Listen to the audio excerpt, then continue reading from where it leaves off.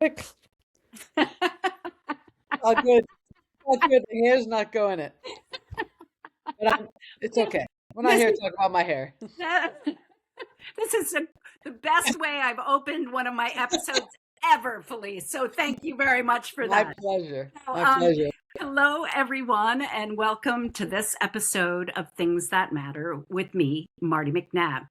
If you've been following along, or if you're brand new here, I have been fascinated with the stories that get attached to the things that we surround ourselves with, we adorn ourselves with, the things we keep, the things that matter, and the things that we will leave behind. I personally believe our homes are our personal museums. It's not just the museums and historical societies outside in another building. Our buildings have stuff. Not all of it matters, but anyway, most of it has a story. And needless to say, that is what this whole program is about, is the stories that get attached to things.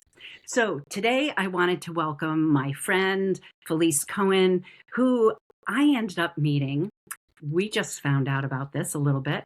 We've met so many times over probably 20 years or more now. Mm. And and so I couldn't figure out exactly the first time that we met, but it was through a mutual friend, Heidi Russell, and her International Women's Artist Salon that she's been running also for 20 plus years in New York City, because both Felice and I lived there. I think Felice still has a place there, but I no longer, as you know, I still live in Brooklyn, but she's a van and she's parked in the driveway here.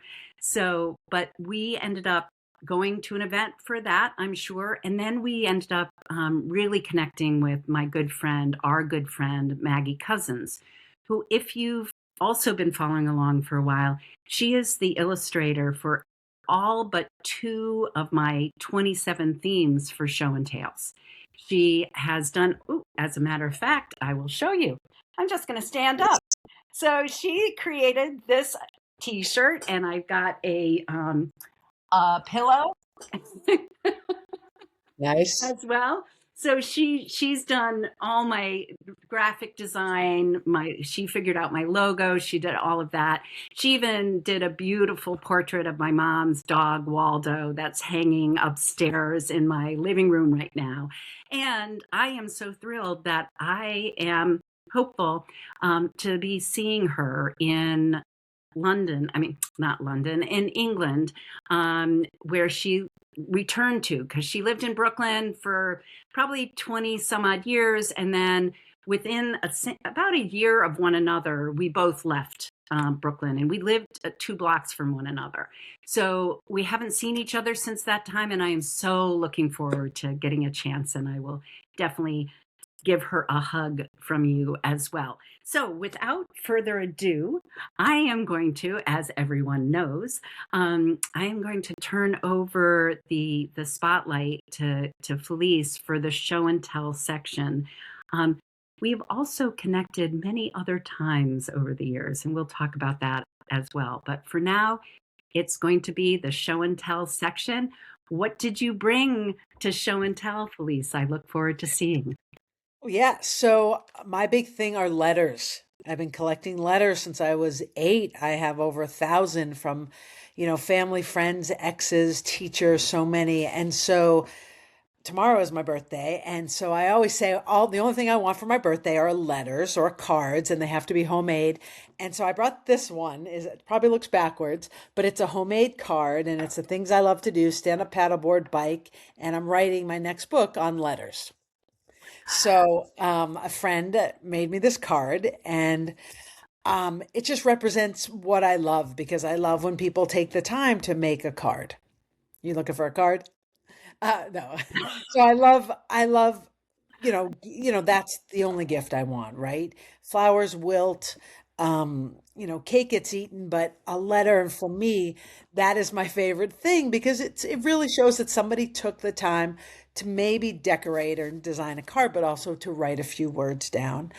And what's been really fascinating is seeing the birthday cards that I've received over decades. And on my Substack tomorrow, which will be about birthday cards, and you see how it's a reflection of my life, but it's not told from my perspective, it's from how others see me, which is where my fascination with letters lies. So that's what I brought, a letter. Oh, oh my goodness. Wow. I was just, why I was looking is because um, I am sure that you are also, because we have many mutual friends, friends with my friend Bill Shapiro, who is the former editor in chief of Life magazine. And he also is absolutely fascinated with letters.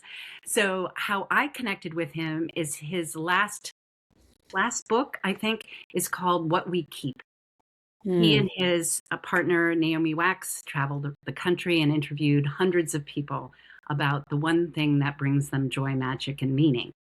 But he had two, I didn't realize this, but he had two other books. And one was Other People's Love Letters, and kind of fascinating, Other Rejection. People Reject. I have a folder of those. Well, that is so great that you do, because I think authors, is that something that authors end up, and you'll get into more of you being an author a little later, but is that something that authors tell each other to like not get stressed out about? Because I knew an author who told me on purpose that she saved her all her rejection letters, and that after a period of time she would just see, like, she got about 10 rejection letters for every accept, or something, like she worked out math in it. And I'm like, is this like a thing that authors tell each other, like, gotta submit, and just I think at some point it could be a numbers game, but definitely we save them. I save them.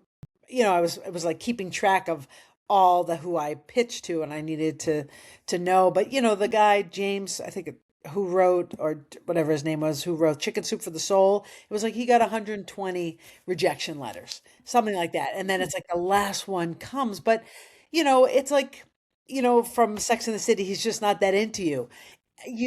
There's going to be one that might be, and it's like fishing. You just keep casting, you cast, you're not going to catch your fish, you're not, and then you catch one. But, also today we have a way to self-publish.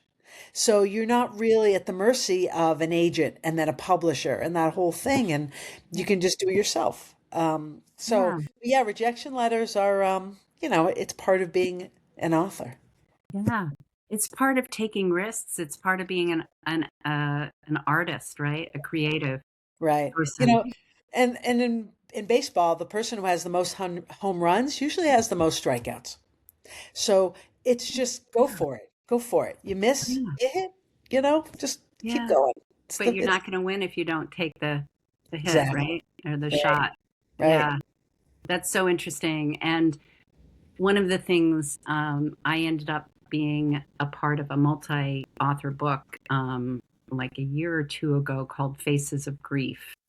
And one of the things that I experienced is, the start of 2020, is I lost my dad in February.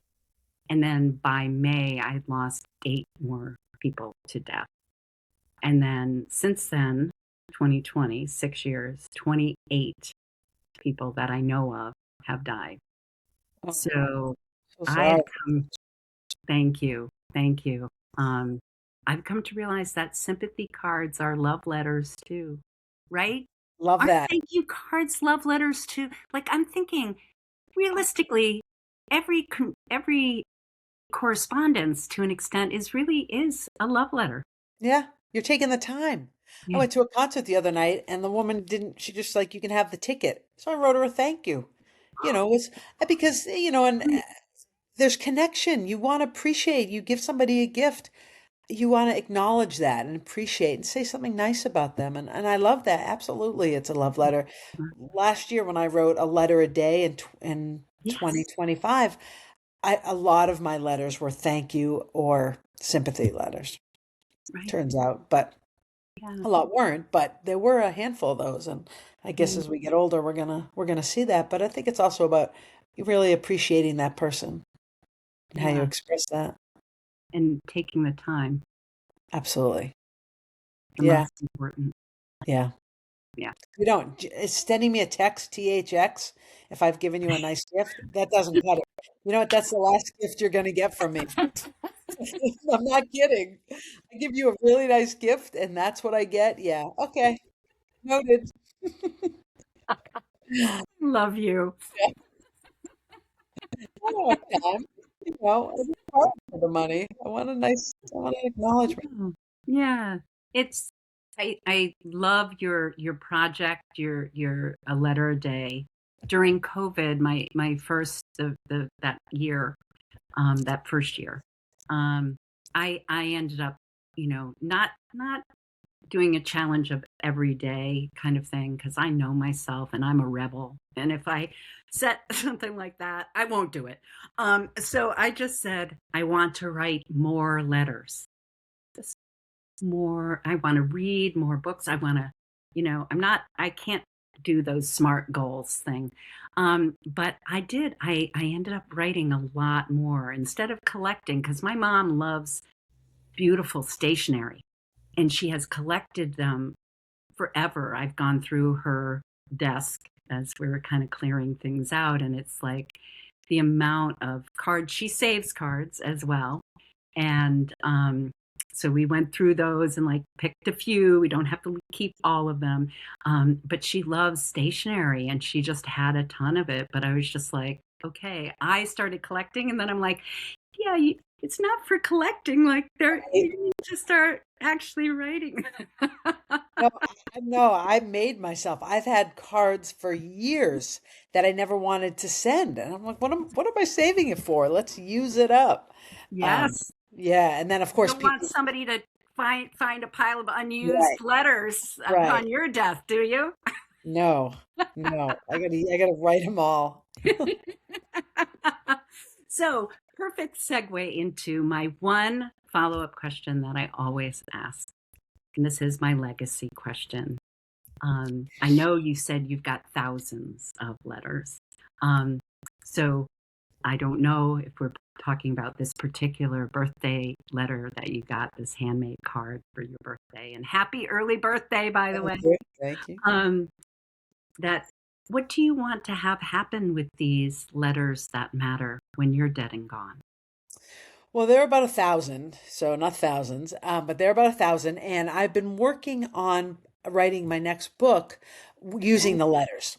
So it's kind of, I'm describing it as kind of a inverted memoir. So I started rereading these letters during COVID when came back to my parents, and I just Yeah. all these letters, 100 from this boyfriend, 50 from this friend, and all my grandmother, and all these letters, and I found a theme. I found this thread through all the letters. So, as an organizer, first I put them by person and then chronological, and I started to see the story of my life, but told through the eyes of others. And at first, I just wanted the letters. I didn't want any of my voice, and my editor said, "No, you have to kind of give us that background story, which I have in my head, but I had to share that." So, I'm using the letters to help tell the story, Oh, and I'm kind of doing it from age 8 to my 40s, maybe my 50, we'll see. But using the letters, and I've really had to cull them and curate the letters together, and it's been really fun, but it's taken me a while to figure out how to do the story, how to kind of craft it. And I took time off and I said that's when I'm going to just start writing letters again. That's what I did last year, and what was really surprising were all the letters I got back. I wasn't really expecting. yeah, But so that's what I hope to do with these letters. I love it. I really love it. Yeah, I love Yeah. the using and um, it kind of points to it's not that things my podcast, my YouTube channel is called Things That Matter with Marty McNabb, but the reality is that it's not that these things matter. It's the stories that get attached to them Right. that often do. And you also put it perfectly as well in terms of, you know, we, as you, a personal organizer, and this gets to how we connected again, like through professional organizing, because I was part of that with my photo management or my legacy artistry work. I was part of the organizer thing, and you hear over and over again, this mantra, it seems, that your kids aren't going to want your stuff, your grandkids aren't want, over and over and over again. It's like, if it doesn't spark you joy, well, with Marie Kondo, the reality is that it's not. I don't agree with that our loved ones, our children or grandchildren or people in our lives won't want the stuff 100%, but they are not going to want it if it doesn't come with the stories. Hmm. That's True. the most. And you have to spend time like you're doing, going through, culling, going through and reconnecting and curating them. Like that's, and again, they may not want the thing itself, but they'll keep the story. They'll take a photograph of the object and they'll keep the story, or they'll create something new out of it, a piece of art out of your costume jewelry, and but they'll remember your story. It's always making sure. So, and I'm grateful that you continue to share your story, Felice. I've been so I know we also didn't know it, but we connected through UMass Amherst, and Right. I found that, and our mutual friend Leslie Newman as well, and who I took a writing class with, when I first came out in my early 20s. A I just got a letter from her yesterday. letter. That's so That's wonderful. funny. Right? Isn't it funny? And then because of your living in such a small space, then we connected through our location indie community as well. We were Right. like, oh Right. yeah, like, because if you're living in a small space, you need to curate your objects. Your things have to have a Mhm. purpose or a story, and ideally both. That's what I say. So it's like we have so many interconnections. So anyway, this is a perfect opportunity for you to share with my listeners and watchers a little bit more about you. I mean, we obviously are hearing about this book, but I know you've got plenty of other things that you can share, how they can find out more, connect with you, follow you, all of that kind of stuff. And so I'm going to give you the stage again. All Go right. Well, ahead. thank you. And, also thank you for doing show and tells. I remember, finding an object and doing it last summer or the summer before, and it made me just reflect on that moment. I think I brought a pair of shorts when I graduated from UMass Amherst that my uncle gave me who had passed away, and I still had the shorts. They were like a thread. But aside from writing letters, I'm an author. And I have three books, and one is the first book was about my grandparents who are Holocaust survivors, and that book has sold around the world. And it was thanks to living in a tiny 90 square foot apartment that book sold so well. And then working as a professional organizer for years, I wrote a book about how to organize and declutter your stuff. And my last book was a memoir, personal memoir about a secret relationship I was in that took me about 30 years to tell the story. When I was 23, I had an affair with my boss who was 57. I'm still not 57, which is crazy because it's been so long. But um, yeah, so, being able to write and live in New York City and to do all these different things has been, it's because of being organized and not having tons of stuff that you have more time to do the things you love, which is always what I try to get across with organizing. But to find out about my books, my Substack, you can go to felicecohen.com and follow me. All the social media links are there. Wonderful. Wonderful. And we also share a present journey, which is caregiving to our parents as well. Yes. And Yeah. yeah, trying to do it, trying to keep Right. all the balls in the air. Right. Yeah. That's why I'm on my bike at 6 a.m. to try to get 20 miles in before anybody wakes up.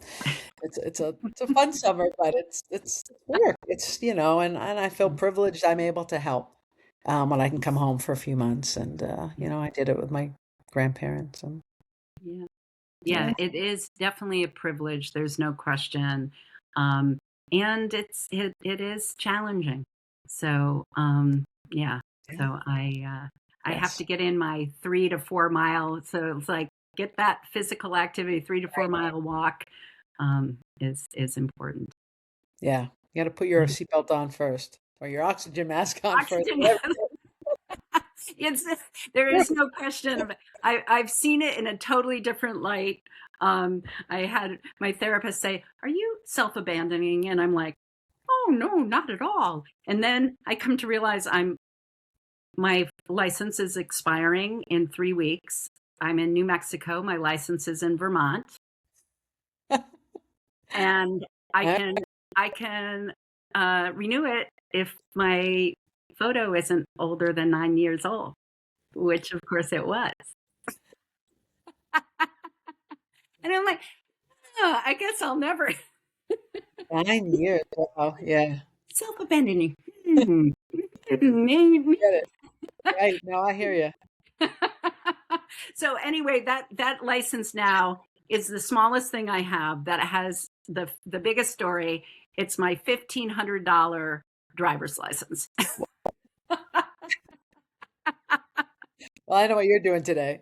But no, this is what I had to do in March. But anyway, Okay. it's all taken care of, and it's water under the bridge. But It's done. boy, Right. lessons, life lessons. Exactly. It's important. So anyway, this thank you so much for joining me and sharing, and a little more of a nudge to get back to. I did pretty well for the first couple of years of COVID, but I think this was a great nudge to get back into sending letters because I know I love receiving them. Right. I know. Love receiving them, and you receive them if, like you said, you didn't expect them to come back, but you gave them an invitation to send their love back to you. So, Exactly. yeah. Yeah. So And everybody was so happy to write a letter. They said, many said, I haven't written a letter in years. It right. was so Yeah. nice. Yeah. It's a creative expression. It's a little envelope of love. Hug in the mail, I say. Yeah. It is a hug in the mail. Absolutely. Absolutely. So, and your whole being, I feel like, is always a hug in the mail. Like we haven't connected a huge, like always, but when we do, I just feel, embraced and, like we haven't, like no time has passed. Right. So grateful Absolutely. for your friendship. And thank you for bringing the shorts, the gym shorts. Right. It was the first showing meals on a stoop, It was so fun. It that was was fun. so much fun. Yeah. It was a little hot, but it was a lot of fun. So Good. thank you so much for that. Thank you everyone for joining us for this episode of Things That Matter. And I encourage you, again, it's not that things matter; it's the stories that get attached to them that do. So please take a moment to look around your space, your home, your personal museum, and see those things and make sure that you know the story, you tell the story, and maybe even ask the friends or people in their Hollywood Square on Zooms a little bit about the stories of the things that are behind them. So you'd be surprised at the information you get and the connections you make. So I encourage you to think and tell your stories, the most important thing. So thanks again, Felice, for joining. Thanks for having me.